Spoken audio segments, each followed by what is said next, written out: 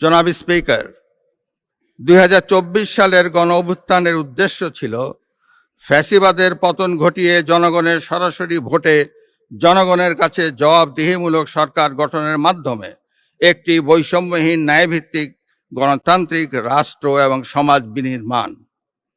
সেই লক্ষ্য অর্জনে ফ্যাসিবাদ পতন পরবর্তী সরকার কর্তৃক রাষ্ট্র মেরামতের অংশ হিসাবে জনগুরুত্বপূর্ণ খাত সংস্কারের লক্ষ্যে 11টি সংস্কার কমিশন গঠন করা হয়েছিল।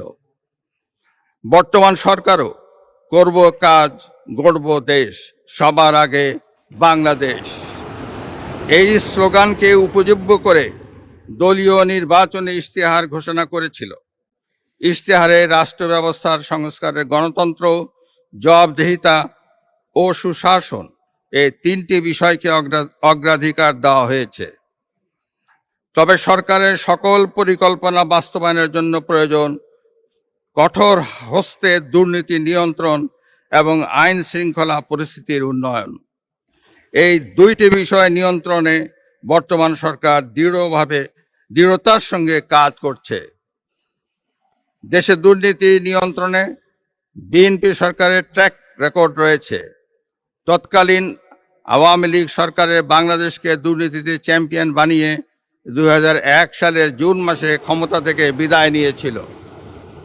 2001 সালের অক্টোবর মাসে পূর্ববর্তী সরকারের রেখে যাওয়া দুর্নীতিতে চ্যাম্পিয়ন বাংলাদেশের দায়িত্ব নিয়ে বেগম খালেদা জিয়ার নেতৃত্বাধীন সরকার দুর্নীতি দমনে কঠোর পদক্ষেপ গ্রহণ করে।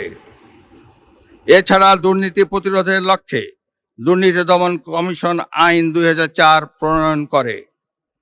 এর ফলে বিশ্বে দুর্নীতিতে চ্যাম্পিয়ন হওয়ার কলঙ্ক থেকে বাংলাদেশ মুক্তি পায়। 2006 সালের অক্টোবর মাসে বিএনপি যখন রাষ্ট্র ক্ষমতা থেকে বিদায় নেয়, তার অনেক আগেই বিশ্বে দুর্নীতিতে চ্যাম্পিয়নের কলঙ্ক থেকে মুক্ত হয়ে বাংলাদেশ এশিয়ার ইমার্জিং টাইগার হিসাবে স্বীকৃতি পায়। এবারও দুর্নীতি দমন এবং আইন শৃঙ্খলা নিয়ন্ত্রণই হবে বর্তমান সরকারের প্রথম এবং প্রধান অগ্রাধিকার।